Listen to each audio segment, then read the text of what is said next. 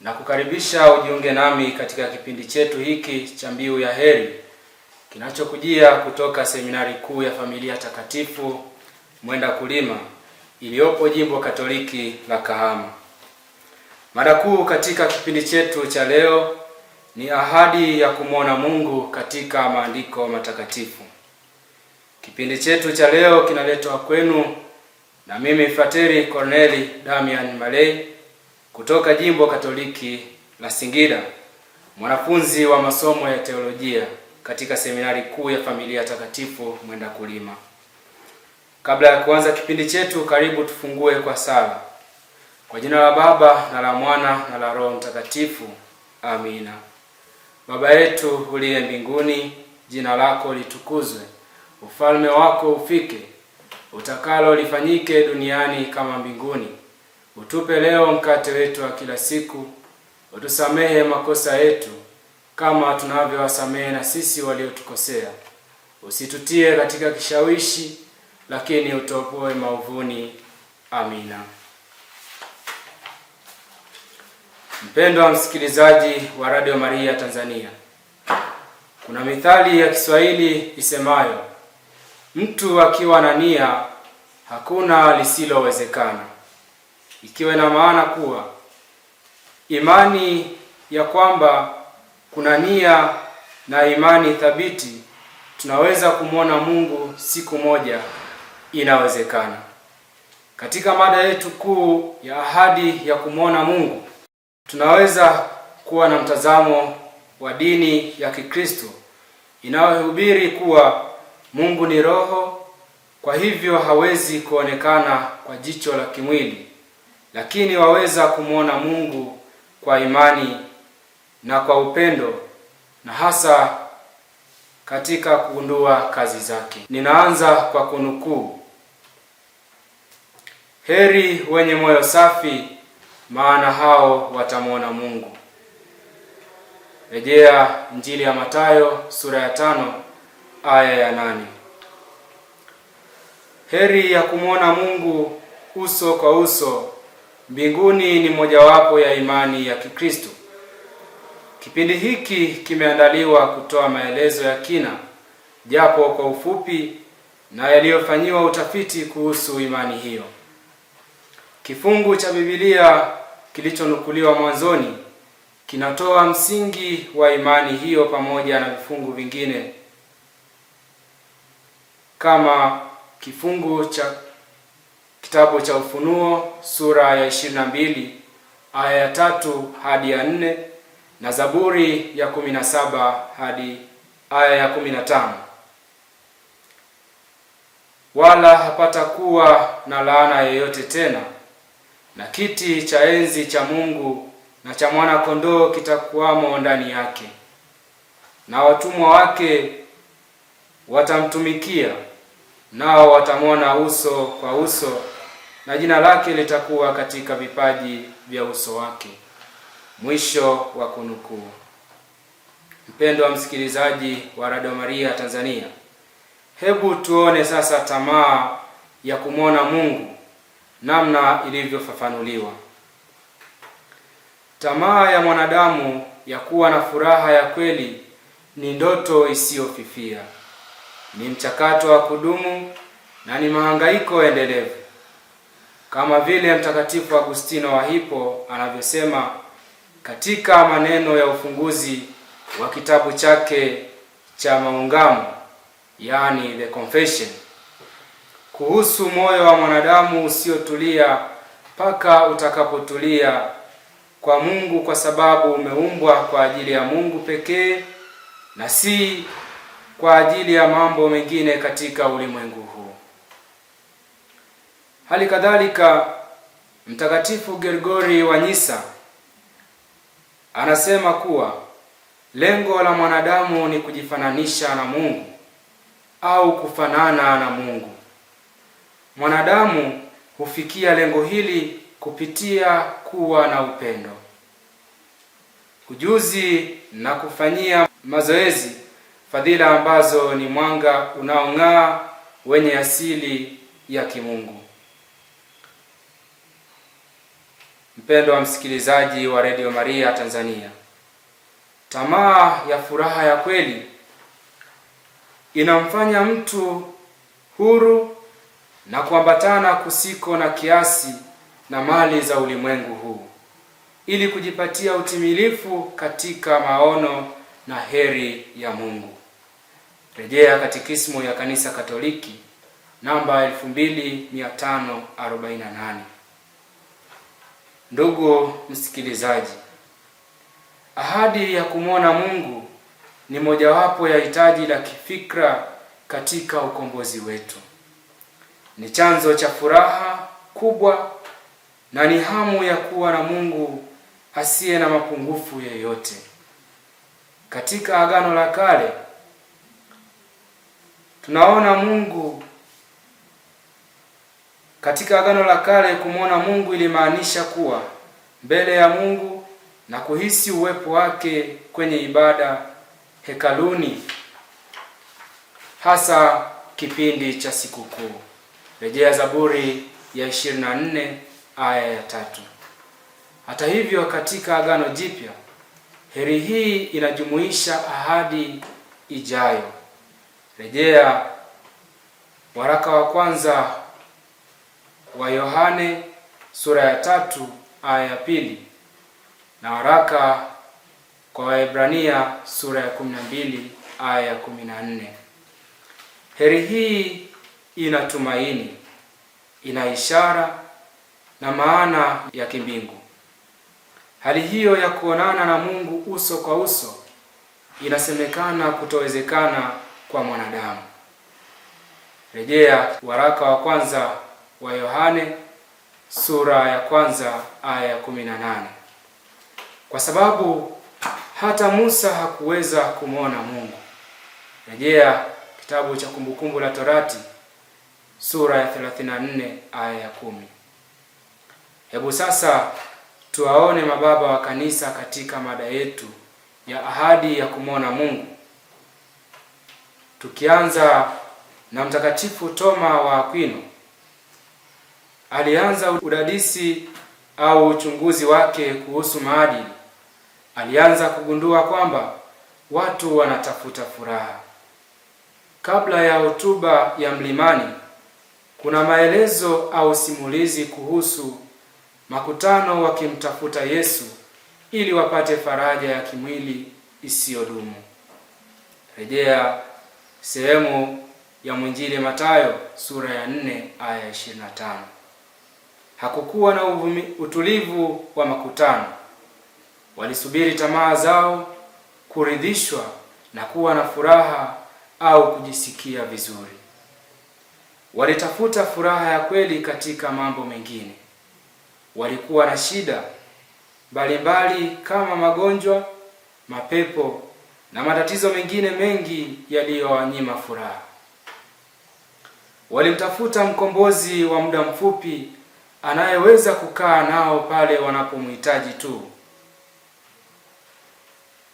Na hiyo basi iliwafanya kutatua matatizo yao.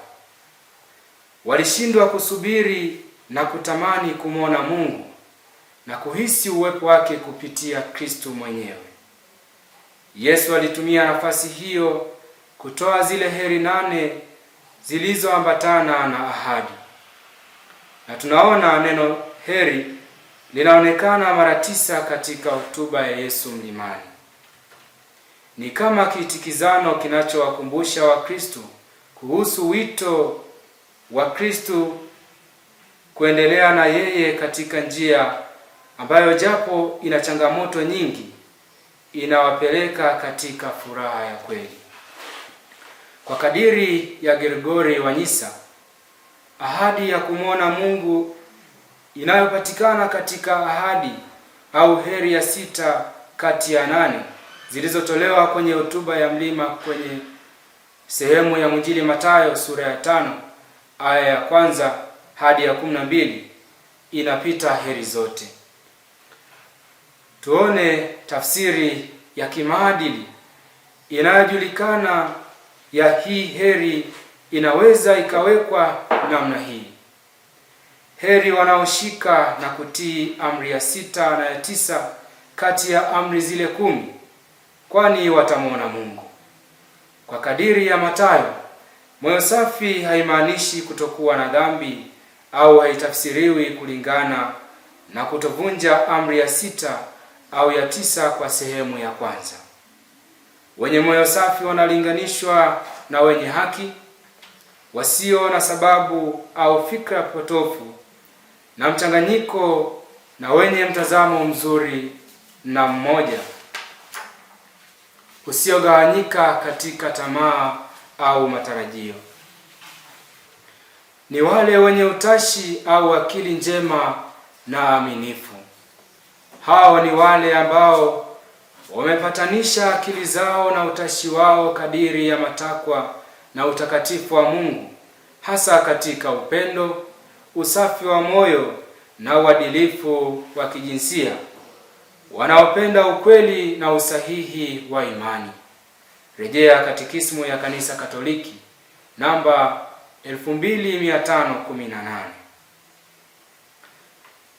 Ndugu mpendwa msikilizaji wa Radio Maria Tanzania, moyo ni kikao cha hisia kama vile akili ilivyo kikao cha mawazo. Moyo unawakilisha vile tulivyo navyo ndani na chanzo safi cha maelekeo au mitazamo yetu. Wanaheri wale wenye chanzo safi cha maisha ndani yao, kwa kumwona Mungu ambaye ni Roho kupitia viwakilishi vyake kama nguzo ya wingu kwenye kitabu cha Kumbukumbu la Torati sura ya 31 aya ya 15. Kutokana na ukamilifu wake usio na mipaka, mwanadamu anaweza kupata kila kitu, mahitaji yake ya kiroho na ya kimwili. Mpendwa msikilizaji wa Radio Maria Tanzania, ili mtu apate mema yaliyoahidiwa na Mungu, yampasa aweke juhudi na bidii akisaidiwa na neema ya Mungu.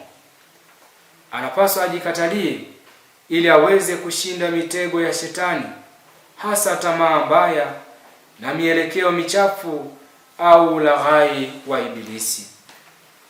Hakuna utakatifu bila majikatalio na bila vita ya kiroho.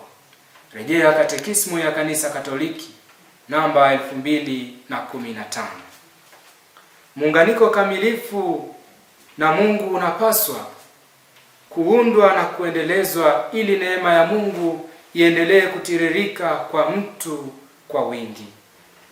Kwa namna hiyo, Mtakatifu Paulo anasema, Mungu atakuwa yote katika wote. Rejea waraka wake wa kwanza kwa Korinto sura ya 15 aya 28, akimaanisha kadiri ya tafsiri ya Mtakatifu Gregori wa Nyisa. Japo wachache wanaweza kuchukua muda mrefu katika kutakasika, hakuna ambaye ataachwa kati ya wale watakaookolewa. Mtakatifu Agustino ameandika kwamba Mungu anatakiwa awe lengo la tamaa yetu. Mtu anahitaji kumtafakari Mungu bila kutosheka na kumsifu bila kuchoka. Kitendo hiki kinatakiwa kuwa cha kawaida kwa wote, kwa sababu tamaa ya furaha ya kweli ni kawaida kwa watu wote.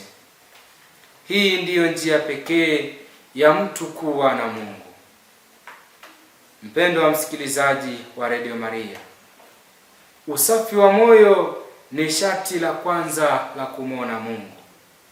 Rejea Katekismu ya Kanisa Katoliki namba 2519. Sio la ndani mwetu, bali latoka kwa Mungu. Rejea sehemu ya Mwinjili Yohane sura ya 15 aya ya 3.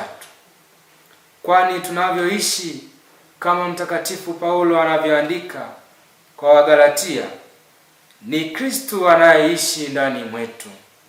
Rejea waraka wake kwa Wagalatia sura ya 2 aya ya 20. wanadamu tumeumbwa kwa ajili ya Mungu. Vivyo hivyo mioyo yetu imeumbwa kwa ajili yake. Kwa hiyo chochote kiingiacho kwenye moyo wa mwanadamu na sio cha Mungu ni uchafu. Uchafu ni chochote kinachokinzana na maagizo ya Mungu, amri za kanisa, sheria na mashauri ya Injili. Umungu ni usafi, ni kuwekwa huru kwa hisia na kuondolewa kwa kila ovu. Kama haya yote yakiwa ndani yenu, Mungu yuko kweli ndani yenu. Kuelekea kwa Mungu, mtu anahitaji usafi wa moyo na upendo kwa jirani. Mtu anahitaji kutakaswa ili aweze kupata ahadi hii. Mtakatifu Gregori wa Nyssa, kama tulivyosema, anaongelea kuhusu kuinuka kwenda kwa Mungu kwa njia ya sala kupitia moyo safi, lakini pia kupitia upendo kwa jirani. Upendo kwa jirani ndiyo ngazi ya kutupeleka kwa Mungu, kwa sababu wote tunaitwa kuwa watakatifu. Rejea Katekismu ya Kanisa Katoliki namba 2013. Tunaalikwa kufanana na Kristo katika maisha yetu na kuwa Wakristo kweli wanaombeba Kristo na kumshuhudia kama alivyohamasisha Baba Mtakatifu Benedikto wa 16. Kwa kadiri yake kufanana na Mungu kupo katika namna tatu, yaani upendo wa dhati, kuonyesha upendo wa dhati kwa wale hasa wenye dhambi, maisha ya uadilifu, kuishi kwa haki, kwa ukweli na kwa uadilifu daima katika maisha yetu ya Kikristo, na kumwamini Mungu daima katika maisha yetu. Mpendwa msikilizaji wa Radio Maria Tanzania, uzuri wa hii heri uko katika ahadi ulio nayo wewe mwenyewe ya kumwona Mungu au kuwa na Mungu, sio tu mbinguni lakini pia katika maisha ya hapa duniani, kwani mbingu ni furaha. Kumsogelea Mungu kwa urahisi, kumwona na kuwa karibu yake ni sehemu ya mpango wake kwetu tangu mwanzo. Ni kwa sababu ya usafi wa asili wa mwanadamu kuondolewa katika dhambi imeingia ulimwenguni, kama ilivyoandikwa katika kitabu cha Mwanzo sura ya 3. Ndio maana mwanadamu hawezi tena kuwa karibu na Mungu. Mtu pekee aliyeweza kweli kumwona Mungu ni Mungu aliyejifanya mtu, yaani Bwana wetu Yesu Kristo. Hivyo kumwona Kristo ni kumwona Mungu. Rejea sehemu ya Mwinjili Yohane sura ya 14 aya 9. Kama Mtakatifu Paulo wa pili alivyosema, Yesu ni uzuri ambao kwake tunavutiwa sana. Ni yeye anayechochea kiu yetu ya uzima wa milele, ambayo haitatuacha tutulie kwenye mambo mengine, anayetushawishi kuvua utu wa kale na vinyago vya maisha yasiyo ya kweli. Ni yeye anayechunguza mioyo yetu, ni yeye anayetupa machaguo yetu ya kweli, na Mungu ambaye wengi wanajaribu kumfifisha. Ni Yesu anayekoleza tamaa ya kufanya kitu kikubwa kwa ajili ya maisha yetu. Usafi wa moyo unaeleza kitu, kwa sababu kwa walio safi vyote huwa safi. Rejea barua ya Mtakatifu Paulo kwa Tito sura ya 1 aya 15. Usafi wa moyo ni uwezo wa kumwona Mungu. Angalia na katika vyote unavyotazama. Kinachopatikana kwa Mungu kinaonekana katika Kristo, kwa sababu Mungu alidhihirishwa katika mwili, akajulikana kuwa na haki katika roho, akaonekana na malaika, akahubiriwa katika mataifa, akaaminiwa katika ulimwengu, na akachukuliwa juu katika utukufu. Rejea waraka wa kwanza wa Mtume Paulo kwa Timotheo sura ya 3 aya ya 16. Mpendwa msikilizaji wa Radio Maria, watakatifu ni mfano halisi kwa waamini katika mahangaiko yao ya furaha ya kweli. Bikira Maria alikuwa wa kwanza kumpokea Mungu katika moyo wake safi, halafu katika tumbo kwa sababu ya usafi wake. Pia Mtakatifu Yosefu, mume safi wa Bikira Maria, kupitia imani yake alipendelewa kuwa karibu na Yesu. Kuna watakatifu walioweza kumwona Mungu kupitia viumbe wake. Kwa mfano, Mama Teresa wa Calcutta alimwona Mungu kupitia watu maskini. Mtakatifu Francisco wa Asizi alimwona Mungu kupitia wanyama na viumbe wengine. Kupitia mahangaiko ya mwanadamu ya kutunza usafi wa moyo, kumpenda jirani na kutunza vyote alivyokabidhiwa na Mungu, mtu atakuwa wazi kupokea maongozi ya Roho Mtakatifu yanayomwongoza kumwona Yesu Kristo katika kila mtu anayekutana naye na katika viumbe vyote. Hivyo basi, tunaalikwa kusema na Mtakatifu Teresa wa Avila, ambaye alipokuwa mdogo aliwaambia wazazi wake, nataka kumwona Mungu.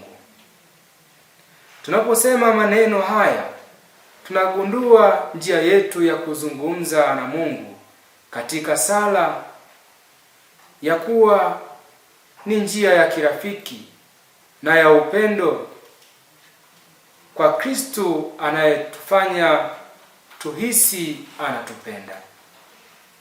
Kwa sababu mioyo yetu ni sehemu ambapo Mungu anakaa, lazima iwe ni sehemu nzuri kwani hatuna Mungu mwingine tofauti na Mungu wetu aliyeamua kujifunua kupitia mwanaye Yesu Kristo.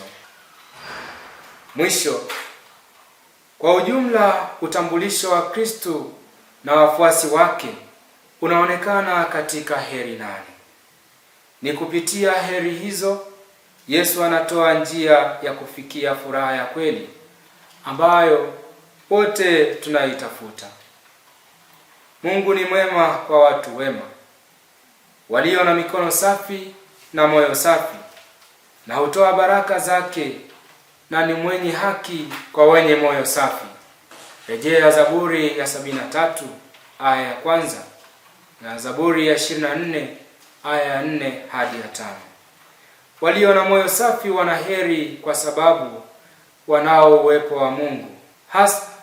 Hasa hapa uwepo huo sio wa mwisho, kwa maana wakati wa sasa tunao kwa kioo kwa jinsi ya fumbo. Wakati ule tutaona uso kwa uso. Rejea waraka wa kwanza wa Mtume Paulo kwa Wakorinto sura ya 13 aya ya 12. Wakristo wanapaswa kutowaonea wivu waovu ambao furaha yao na mafanikio yao siyo ya kweli. Sote tunatamani furaha ya kweli. Tunamtafuta Mungu. Tunatamani kuwa na Mungu katika maisha yetu, kwa sababu ulinzi wetu unapatikana kwa Mungu na siyo katika mali za ulimwengu na vitu vinavyoharibika. Kwa sababu ya hali yetu ya dhambi, Yesu anatualika kutamani utakaso na kutafuta upatanisho, hasa kupitia sakramenti ya kitubio, nafasi pekee ya kukutana na huruma ya Mungu ambayo inatutakasa na kutufanya upya mioyo yetu. Amani yetu iwe katika kufanya mapenzi ya Mungu ili tuweze kumwona.